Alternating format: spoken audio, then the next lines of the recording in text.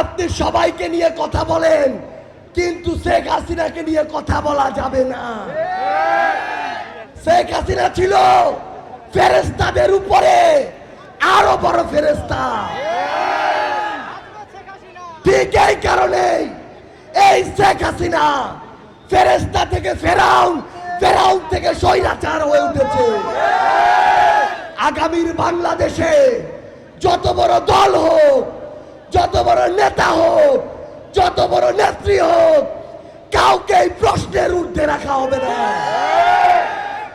বাংলাদেশের প্রশাসন ক্যাডার থেকে পুলিশ ক্যাডার, ডিসি থেকে এসপি, ওসি থেকে ইউএনও, সবাইকে একটা কথা স্পষ্ট করে বলে রাখি, যদি আপনি জেলা উপজেলার ডিসি এসপি হয়ে উঠতে পারেন, ওসি ইউএনও হয়ে উঠতে পারেন, তাহলে ভালো। যদি আপনি কোনো দলের হয়ে উঠেন, তাহলে আওয়ামী লীগের সময়ের কথা মনে করুন, আপনার পরিণতি ওই একই রকম হবে। বাংলাদেশে দলের দালাল, দলের চাটুকার, দলের তোষামতকারী কোন আমলার আর জায়গা হবে না।